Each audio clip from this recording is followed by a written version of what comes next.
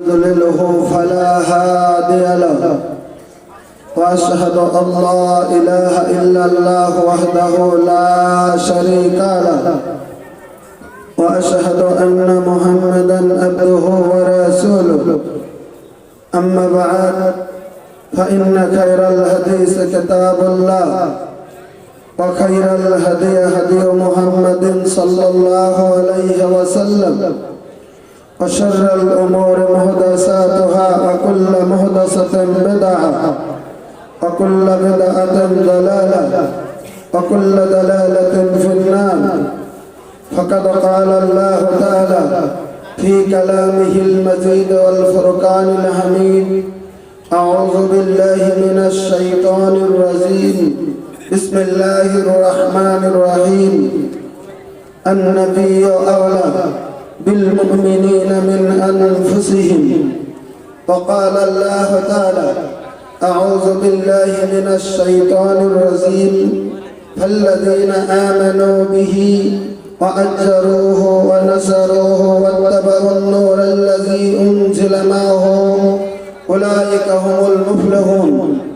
وقال النبي صلى الله عليه وسلم: ثلاث من كن فيه وجد بهن حلاوة الإيمان: أن يكون الله ورسوله أحب إليه مما سواهما، ومن أحب عبدا لا يحبه إلا لله، ومن يكره أن يعود في الكفر كما يكره أن يقذف في النار. رواه البخاري أو كما قال عليه الصلاة والسلام.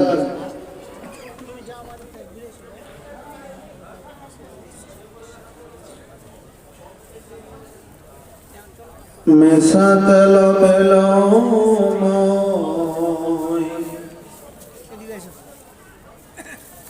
মানবী জানা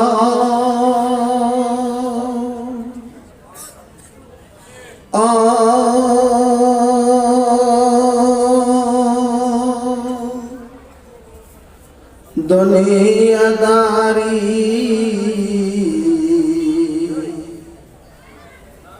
আল্লাহর কাখলৈ গলে কি লৈ যাবি, লকি লৈ যাবি।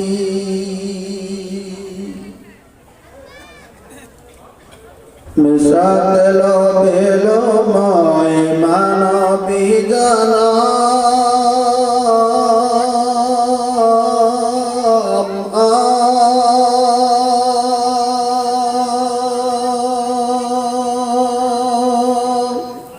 দুনিয়াদারি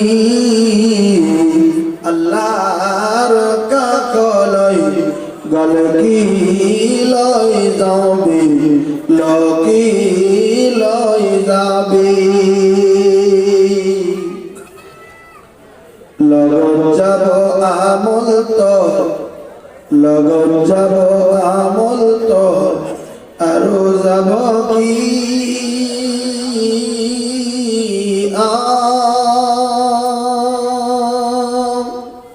যেদিন মরিবি তুই সেদিন বুঝিবি রে, সেদিন বুঝিবি।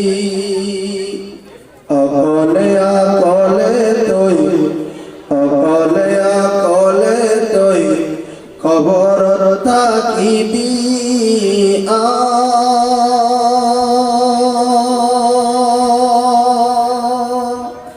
দুনিয়াদারি আল্লাহর কাখলৈ গলে কি লৈ যাবি, লকি লৈ যাবি। মিছাতেল পেল মই মানবী জানা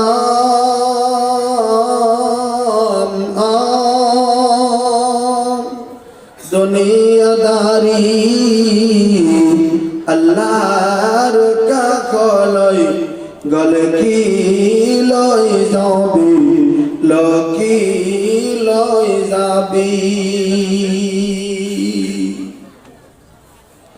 উপস্থিত আজকের এই পবিত্র দিনে আয়োজিত অনুষ্ঠানের মাননীয় সভাপতি সাহেব, বিশিষ্ট ওলামায়ে কেরাম, এই অঞ্চল থেকে আসা সম্মানিত মুরব্বিয়ানে আজম, সম্মুখে বসে থাকা দিনের সৈনিকের মতো যুবক ভাইয়েরা, পর্দার আড়ালে থাকা দিনের দরদিনী মা ও বোনেরা, অবশ্যই আল্লাহ রাব্বুল আলামিনের প্রতি হাজারো হাজারো তারিফ ও প্রশংসা, যে মহান আল্লাহ রাব্বুল আলামিন মেহেরবানি করে আজকে আমাদের বিভিন্ন মায়ের সন্তানকে এই দিনই আয়োজিত অনুষ্ঠানে এই সন্ধিক্ষণে বসে থেকে দিনের আলোচনা শোনার তৌফিক দিয়েছেন।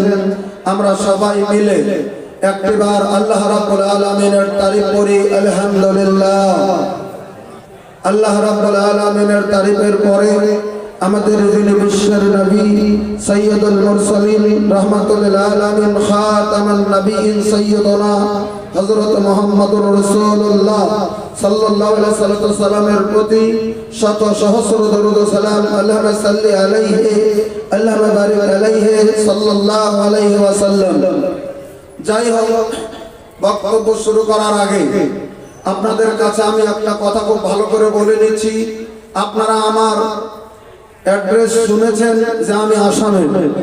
আমি আপনাদের পশ্চিম বাংলার বক্তা নয়, যদিও 2002 সাল থেকে পশ্চিম বাংলার মাটিতে আসা যাওয়া করছি, এখনো আমার অসমীয়া ক্লিয়ার হয়নি, কারণ আমার লেখাপড়াটা আসামে হয়েছে, অসমীয়া ভাষাতেই হয়েছে, যার জন্য আমার জটিলতাটা থাকবেই। এখনো যে ছাত্রছাত্রীদেরকে লেখাপড়া করাচ্ছি অসমীয়াতেই পড়ানো হচ্ছে, যার জন্য জটিলতাটা হয়। তবু আগে থেকে এখন মিলিয়ে মিলিয়ে বলার চেষ্টা করছি। কিন্তু সম্ভাব্য দেখা যায় যে যদি অন্যান্য কোনো প্রোগ্রাম হয়, কোনো বা এমনি যদি কিছু গান গাজল থেকে শুরু করে অন্য প্রোগ্রাম হয়, তাহলে লোক খুব জমে থাকার চেষ্টা করে। কিন্তু যখনই কোরআন হাদিসের আলোচনা হবে তখনই লোকের বিভিন্ন রকমের ফাপড় লাগে, কারণ শয়তান একটা কথা খুব ভালো করে জানে, ওর একদম কঠিন ভাবে মুখস্থ রয়েছে। শয়তান ক্লিয়ার করে মুখস্থ আছে যে কি যদি কোরআন হাদিস শোনা যায় তাহলে তার দিলের মরিচাটা ছাপ হয়ে ঈমানি জজবাটা তাজা হবে। একথা আমার পার্সোনাল বক্তব্য নয়, এটা এই যে পবিত্র কোরআনে কারিমটা আছে, তিনি এই কিতাবের মধ্যে আল্লাহ রাব্বুল আলামিন বলে দিয়েছেন। আপনারা এই আয়াত যথেষ্টবার শুনেছেন। আল্লাহ বলেছেন, ওয়াইযা তুলিয়াত আলাইহিম আয়াতুহু যাদাতুহুম ঈমানা।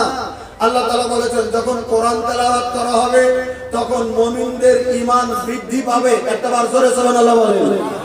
কিন্তু যদি গান বাদ্য বাজনা করা হয় তখন বেঈমানদের জজবাটা বৃদ্ধি পাবে। কথাটা তো খেয়াল করে যাবেন। যদি গান বাদ্য বাজনা করা হয় বেঈমানদের জজবা বৃদ্ধি পাবে, জজবা বৃদ্ধি পাবে। আর যদি কোরআন হাদিসের আলোচনা করা হয় ঈমানদারদের জজবা বৃদ্ধি পাবে। আরেকটাবার জোরে সুবহানাল্লাহ বলেন।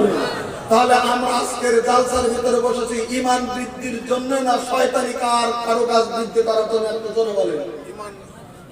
যদি ঈমান বৃদ্ধির জন্য যদি সত্যিকারে এসে থাকেন, আল্লাহর উপর যদি বিশ্বাস করে থাকেন, তাহলে আমার কথাটা ক্লিয়ার করে শোনার জন্য একটু চেষ্টা করবেন। এজন্যই আমি আমার যিনি বলেছেন অথেন্টিক ভাবে আলোচনা এগিয়ে নিয়ে যাওয়ার চেষ্টা করব, যাতে কোরআন এবং হাদিসের আলোচনা থাকে। বাইরে হ্যাঁ কোনো কথা থাকলে লোককে বোঝানোর জন্য সেটা শরীয়তে অশুদ্ধ নয়, সেটা আমি নিষিদ্ধ করছি না। তবে হ্যাঁ, কোরআন হাদিসের আলোচনা শুনলে মানুষের জন্য উপকার হয়। আমি একটা মিসাল দিচ্ছি, উদাহরণের জন্য বলছি, বক্তব্য শুরু করিনি, উদাহরণের জন্য বলছি। যেমন ধরে নেন, আজকে যারা জালসাতে বসে আছেন, আপনারা কোরআন তেলাওয়াত শুনলেন, আপনারা জানলেন, শুধু একটা সেকেন্ডের জন্য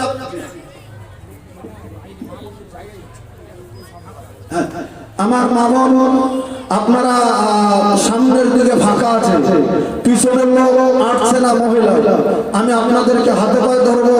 আপনারা আমার মায়ের মতো মা, বোনের মতো বোন, আমার দিদির মতো দিদি, আমার ভাষা যদি বুঝেন, আপনারা যদি একটু সহলত করে দেন, একজনকে যদি সহায় করে দেন বসার জন্য, আপনারা যদি একটু এগিয়ে বসুন, তাহলে আমার বক্তব্যটা বারবার স্টপ হবে না। আপনাদেরকে আমি আহ্বান জানাবো, আমার ভাষা যদি আপনারা বুঝেন, একটু সামনের দিকে আপনারা আগান, যারা পিছনে আছে তারা যেন পিছনে বসতে পারে, এই অনুরোধ আমি আপনাদের কাছে করছি। পুরুষ ভাইও যারা আছেন, যারা পিছনে আছেন, যদি সম্মুখে বসেন ভালো, আর নাইলে যে বাসন থাকেন, নাইলে আইলে আবার বলবেন যে উঠে উঠে যাবো, হ্যাঁ টানা থাকেন না, এগিয়ে বসুন। এগিয়ে বসলে অনেক ফজিলত, আমি সেটার দিকে যেতে চাই না। আমি শুধু উদাহরণ দিচ্ছি যে করোনা দেশের আলোচনা আমাদের লাভ না লোকসান, একটু জোরে বলেন। লাভ। বলবেন কে বলেছেন? আল্লাহ বলেছেন পবিত্র কোরআনে। এই কোরআনে কারীম আল্লাহ রাব্বুল আলামিন বলে দিয়েছেন, আল্লাহর নবীকে কি বললেন? ওয়াযাক্কির, হে নবী আপনি নসিহত করুন। কোরআনে কারীম 114টি সূরা নাযিল করেছেন আল্লাহ। 114টি সূরার ভিতরে একটা সূরার নাম সূরাতুজ জারিয়া, সূরা নাম্বার 51 আয়াত নাম্বার 55 তে আল্লাহ রাব্বুল আলামিন বলেন ওয়াযাক্কির, হে নবী আপনি নসিহত করুন, পৃথিবীর মানুষকে আপনি বুঝান, আপনি কোরআনের কথা বলুন, আপনি জান্নাতের কথা বলুন, আপনি জাহান্নামের কথা বলুন, হাসর নাসরের কথা বলুন, কবরের অবস্থা বলুন, জান্নাতের কথা ভালো করে মানুষকে বুঝিয়ে দেন, হালাল হারামের কথা বুঝিয়ে দেন। আল্লাহ তাআলা একটা শব্দ দিয়ে বুঝিয়েছেন ওয়াযাক্কির, আপনি নসিহত করুন, আপনি বয়ান দিন, আপনি লেকচার দেন, আপনি মানুষকে বুঝান। এটা যদি নবী করেন আপনি, ফাইনাল যিকরা, আপনার নসিহতে তানফাউল মুমিনিন, অবশ্যই যারা পৃথিবীর জামিনের ভিতরে মুমিন, যারা ঈমানদার, আল্লাহকে যারা স্বীকার করেছে, আল্লাহকে আল্লাহ বলে মেনে নিয়েছে, আল্লাহ রাব্বুল আলামিন বললেন তারা অবশ্যই আপনার নসিহতে কামিয়াব হবে। একটাবার জোরে সুবহানাল্লাহ বলেন। কামিয়াব মানে আল্লাহ জান্নাতি হবেন বলে আল্লাহ তাআলা বুঝিয়ে দিতে চেয়েছেন। এবার কেমন করে লোক জান্নাতি হবে আমি একটা উদাহরণ দিচ্ছি, আপনারাই বলেন। আপনাদেরকে একটা সেকেন্ডের জন্য প্রশ্ন করছি, আজকের ফিল্ডে যারা বসে আছেন, মাদ্রাসার ছাত্রটি বাদে আমরা কারা কারা পবিত্র কোরআন সুন্দরভাবে বা ফুললি আমরা পড়তে পারি? দেখি একটু হাতটা তোলেন, 50 জন দেখি। আমরা কোরআন শরীফ পড়তে পারি কারা কারা? দেখি একটু ইনশাআল্লাহ। আপনারা মোটামুটি ধরেন 20% লোক ওঠেনি, 15% লোকের হাত উঠছে। তাহলে আমরা বুঝতে পারলাম 20% যদি ধরে নেই তাহলে 80% লোক আমরা কোরআন পড়া জানি না। আজকের যেটা রিপোর্ট, আপনাদের এই রিপোর্টের মধ্যেই বলছি, আমরা 80% লোক কোরআনটা দেখে দেখে পড়তে পারি না।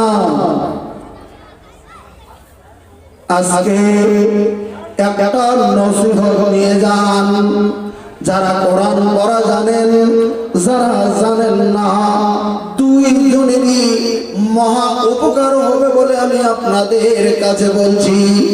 আমি দলিলটা বলছি আল্লাহ রাব্বুল আলামিনের নবীজির কথা, আমি শুধু নকল করে বলছি। কথাটা আল্লাহ রাব্বুল আলামিনের নবীজি বলেছেন। আপনারা জানেন কোরআনে কারীমের নিচে সহিহ যদি দলিলের কোন কিতাব থাকে, ওই কিতাবটা হচ্ছে বুখারী শরীফ। বুখারী শরীফ থেকে হাদিসটা আমি বলছি।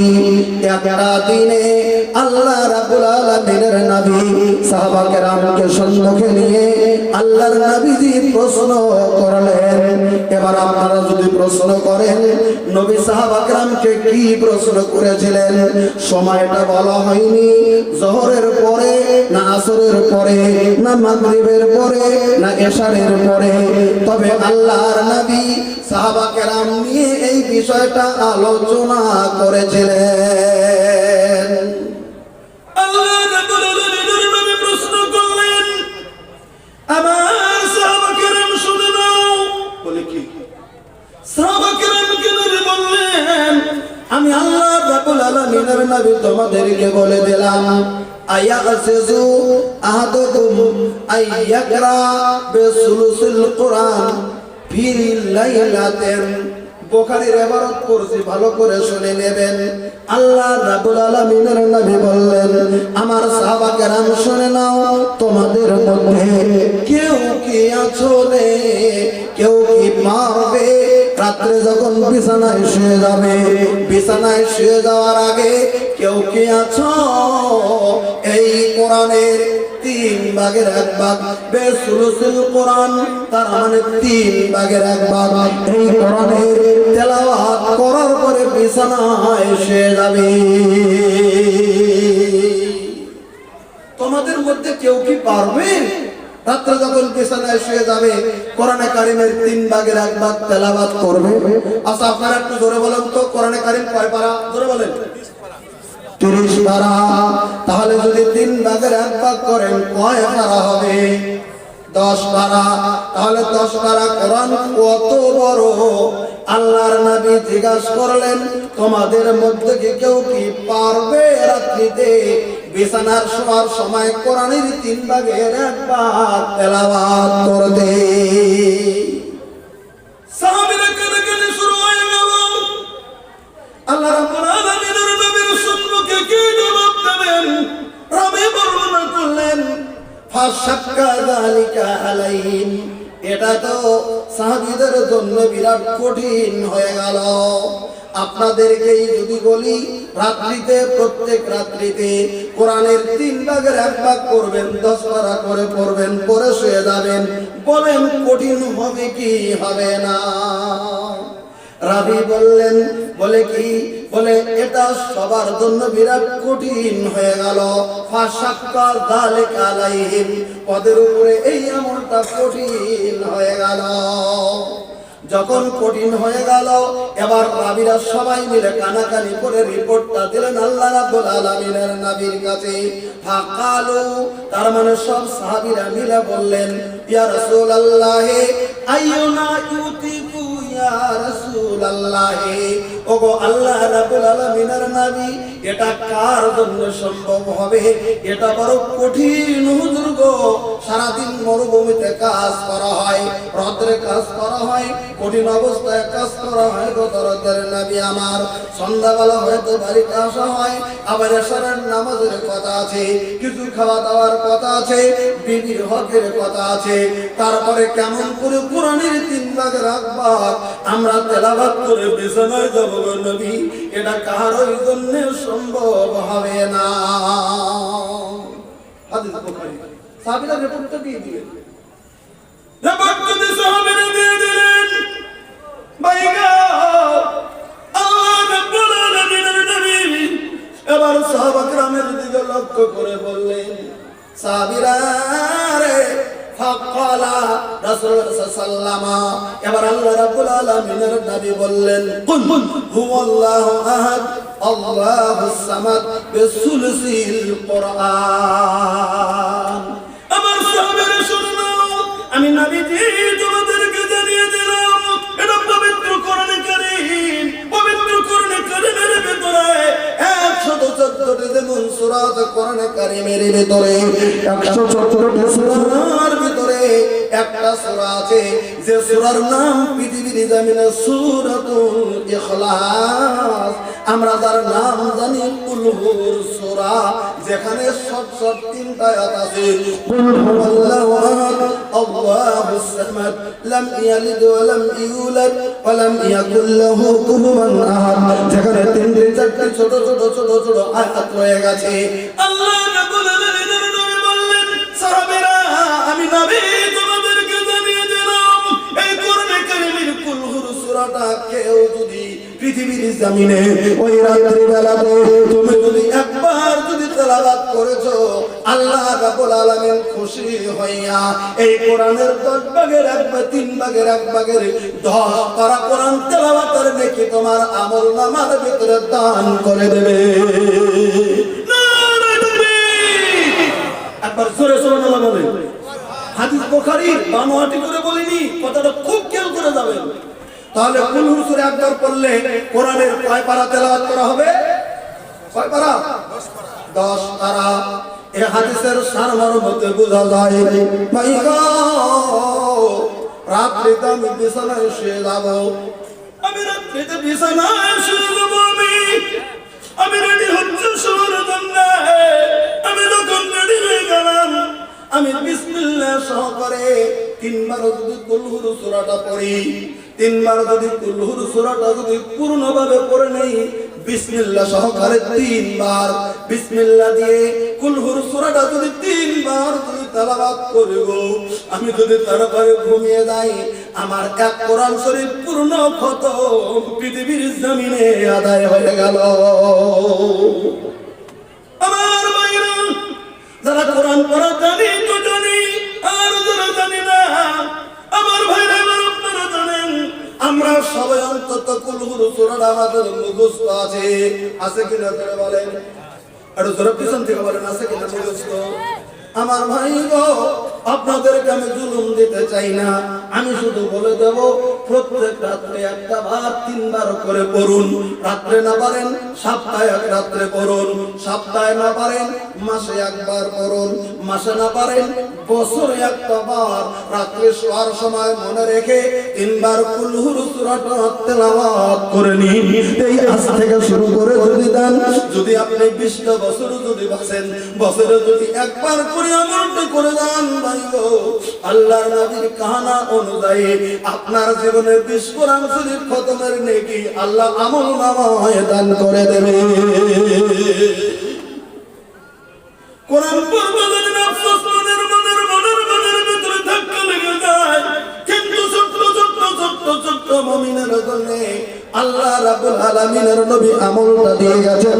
ওজন্য বললাম আল্লাহ রাব্বুল আলামিনের নবী আল্লাহ রাব্বুল আলামিন বললেন, ফাযাক্কির নবী গো আপনার নসিহত করেন পৃথিবীর জমিনে, মানুষের দিনের কথা বলেন পৃথিবীর জমিনে, জান্নাতের কথা বলেন পৃথিবীর জমিনে, জাহান্নামের কথা বলেন পৃথিবীর জমিনে।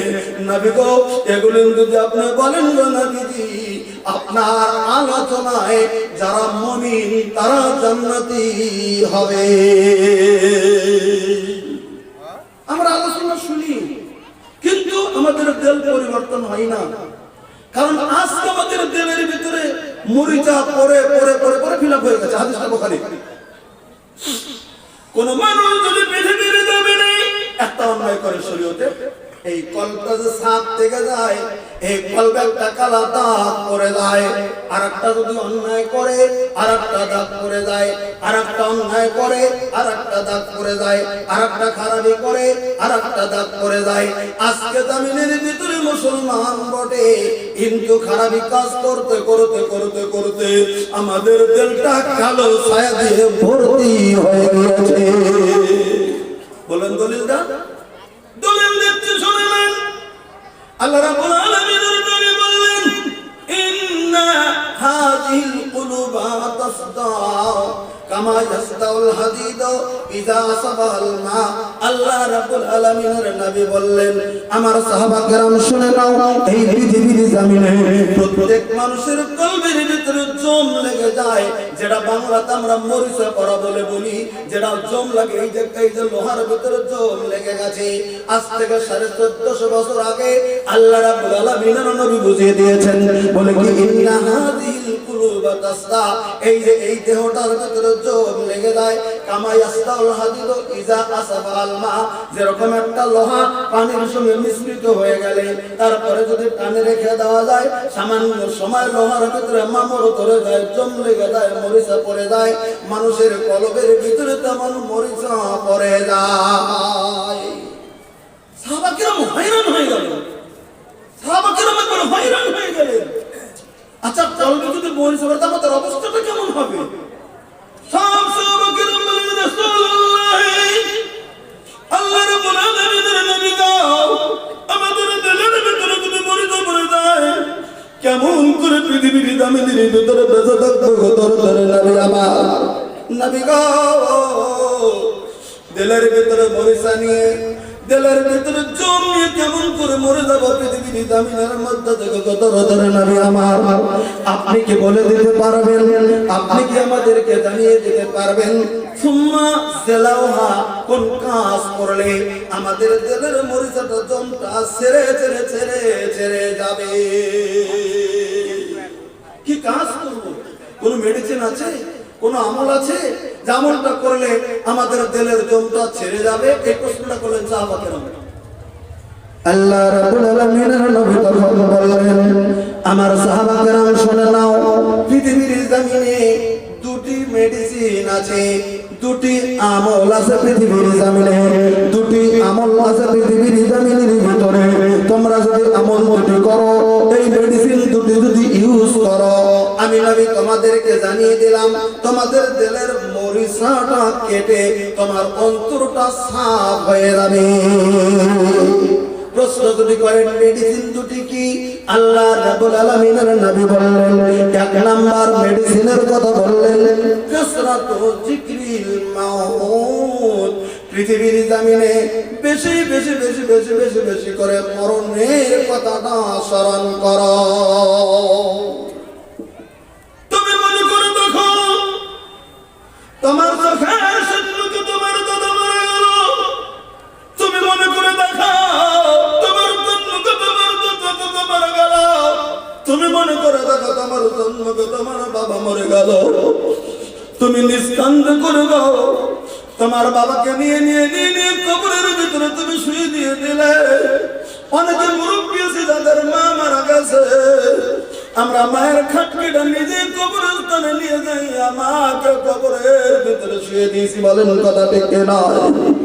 কত দরদি মা গো, যে আমাকে লালিত পালিত করলো পৃথিবীর জমিনে, ওই মার তখন জানটা বেরিয়ে গেল, আদরের দরদিনী মাকে মাটির নিচে আমরা জমিনের ভিতরে আমরা শুয়ে দিয়ে দিলাম।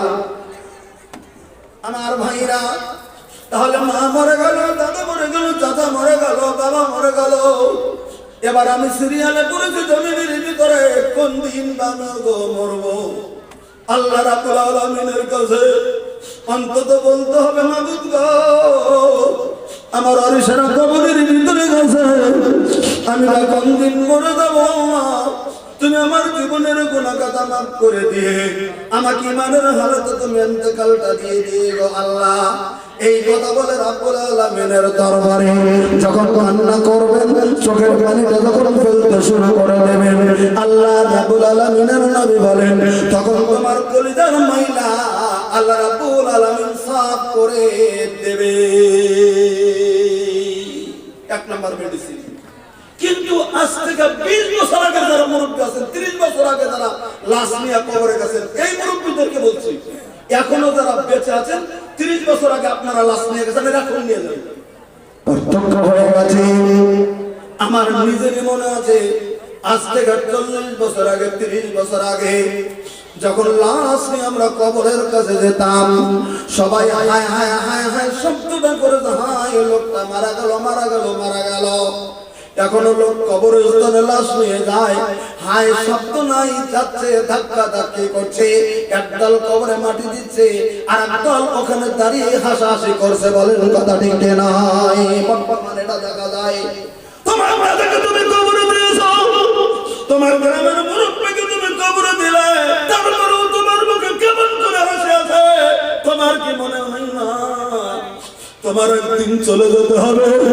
মরণের কথাটা বিন্দু পরিমাণ স্মরণ হয় না জমিনের ভিতরে, দিলের ভিতরে মরণটা কোনো ভয় হয় না, আমাকে মরে যেতে হবে এই ভয়টা পৃথিবীর জমিনের ভিতরে জন্মে না, কারণ কলটা মোটা হয়ে গেছে, কালো চিল পরে পরে পরে পরে পরে পরে নষ্ট হয়ে গেছে। ওজন্য মরণের কথা শুনলেও দিলের ভিতরে দয়া জন্ম হয় না। দ্বিতীয় নাম্বার, আল্লাহ রাব্বুল আলামিনের নবী বললেন ওয়া তিলাওয়াতুল কোরআন, তুমি যদি কোরআন তেলাওয়াত করো তোমাদের দিলের মাইলা আল্লাহ রাব্বুল আলামিন সাফ করে দেবে। জোরে একবার সুবহানাল্লাহ বলেন। আমার ভাইরা, আমি একটা বিষয় আলোচনা যাইতে চাইছিলাম, তবে হয়তো যেতে পারবো কিনা জানি না। আমরা জমিনের ভিতরে, আজকের জমিনের ভিতরে মুসলমান ভাইরা, আমরা দিন ইসলামকে কতটুকু মহব্বত করি আর দিনের জন্য কতটুকু চিন্তা করি, কবরের কথা কতটুকু চিন্তা করি, হাসরের দিনের কথা কতটুকু চিন্তা করি, আর যারা জান্নাতের সার্টিফিকেট পেয়েছেন তারা কতটুকু চিন্তা করেছে। একটা হাদিস বলবো, খুব খেয়াল করে যাবেন, কালকে হয়তো নাও পেতে পারেন, আবার কোন দিন আমি আসতে পারবো কেন জানি না। হাদিসটা ইমাম দারাকুতনি বর্ণনা করেছেন, ইমাম হাকিম বর্ণনা করেছেন, আবু দাউদ শরীফ হাদিসটা আছে, মিশকাতে হাদিসটা আছে। কোন কোন মুহাদ্দিসিনে কেরাম হাদিসটাকে সহিহ বলেছেন, কিছু মুহাদ্দিসিন হাদিসটাকে দরজা হালকা একটু জায়গার দিকে নিয়েছেন, তবে বর্ণনা করা যাবে বলে সবাই বলেছেন। হাদিসটার রাবী হযরতে আয়েশা সিদ্দিকা রাদিয়াল্লাহু তাআলা আনহা। খুব ভালো করে ঘটনাটা শুনে নেন। হাদিসটার রাবী হযরতে আয়েশা। বলবেন কার কথা বললেন? হাদিসটার রাবী কে? হযরতে আয়েশা। হযরতে আয়েশা সিদ্দিকা রাদিয়াল্লাহু তাআলা বর্ণনা করেন, ওয়ান আয়েশা রাদিয়াল্লাহু আনহা, হযরতে আয়েশা নিজে বর্ণনা করে বলেন, বলে কি আন্নাহা যাকারাতিন নার ফাবাকাত। আল্লাহ রাব্বুল আলামিনের নবী রুমের ভিতরে নাই, আল্লাহর নবী হয়তো বাইরে আছেন, আর হযরত আয়েশা সিদ্দিকা নিজের রুমে নিজে রয়েছে। ইনদামিন সময়ে হয়তো কোরআনে কারীম তেলাওয়াত শুরু করে দিয়েছেন হযরত আয়েশা। কোরআনে কারীমের ভিতরে জাহান্নামের আয়াতগুলি চলে এসেছে, জাহান্নামের কথাগুলি মনে পড়েছে, জাহান্নামের আগুনের কথাগুলি মনে পড়েছে, হাদিসের জাহান্নামের কথাগুলি মনে পড়েছে, জাহান্নামের কথাগুলি মনে করে নিজের রুমের ভিতরে হিক হিক করে কান্না শুরু করে দিয়েছে। রাবী নিজেই বর্ণনা করতেছেন, আন্নাহা যাকারাতিন নার ফাবাকাত। হযরত আয়েশা জাহান্নামের আগুনের কথা মনে করে হি হি করে কাঁদতেছে রুমের ভিতরে। ইনদামিন সময়ে আল্লাহ রাব্বুল আলামিনের নবী হযরত আয়েশার স্বামী আমাদের বিশ্বের নবী আয়েশা সিদ্দিকার রুমের ভিতরে প্রবেশ করেছেন। যখন আয়েশা সিদ্দিকার রুমের ভিতরে তিনি প্রবেশ করলেন, হযরতে আল্লাহ রাব্বুল আলামিনের নবী রুমের ভিতরে ঢুকে দেখতেছেন হযরতে আয়েশা হি হি করে কান্না করছেন। তখন হযরত আয়েশাকে আল্লাহ রাব্বুল আলামিনের নবী কি প্রশ্ন করলেন, এই যে আপনারা জালসাতে চলে এসেছেন, বাড়িতে অনেকেই বিবিকে রেখে এসেছেন, এবার যখন বাড়িতে যাবেন, যাওয়ার পরে যদি দেখেন আপনার স্ত্রী হিক করে কাঁদছে, আপনার স্ত্রী সাউন্ড করে কাঁদছে, তখন আপনি জিজ্ঞাসা করবেন কিনা, কি হয়েছে তোমার, এই রাত্রিতে তুমি কান্না করছো কেন? আচ্ছা, জিজ্ঞাসা করবো কি করবো না? বাড়িতে যাওয়ার পরে যদি দেখি বউটা কাঁদছে, জিজ্ঞাসা করবেন না? করবো না করবো না বলেন? জিজ্ঞাসা করবো, সবাই করবে। আল্লাহ রাব্বুল আলামিনের নবী যখন দেখলেন হযরত আয়েশা হিক হিক করে কান্না করতেছেন, আল্লাহ রাব্বুল আলামিনের নবী আয়েশাকে প্রশ্ন করলেন, ইয়া আয়েশা মাযা ইবকিকে ইয়া আয়েশা, ও আয়েশা সিদ্দিকা রাদিয়াল্লাহু আনহা, তুমি কেন কান্না করতেছো গো আয়েশা, কি হয়েছে তোমার? তোমাকে কি কেউ কি মেরেছে? তোমাকে কি কেউ আঘাত করেছে? তোমাকে কি কেউ অত্যাচার করেছে? তোমাকে কি কেউ গাল মেরেছে? তোমাকে কি কোনো আঘাত করেছে নাকি? এমন করে তুমি কেন কান্না করছো রে আয়েশা? তুমি জবাবটা দিয়ে দাও। আল্লাহ রাব্বুল আলামিনের নবীর স্ত্রী হযরত আয়েশা আল্লাহ রাব্বুল আলামিনের নবীর কথা বলে দিলেন, না না না দরদের নবী আমার, না না, আমি হযরত আয়েশা, আমাকে কেউ গাল করে নাই, আঘাত করে নাই, কেউ দুঃখ দেয় নাই। বলে তাহলে কাঁদতেছো কেন? তখন হযরত আয়েশা বললেন, ফাযাকারতুন নারা ফাবাকাইতু। হুজুর গো,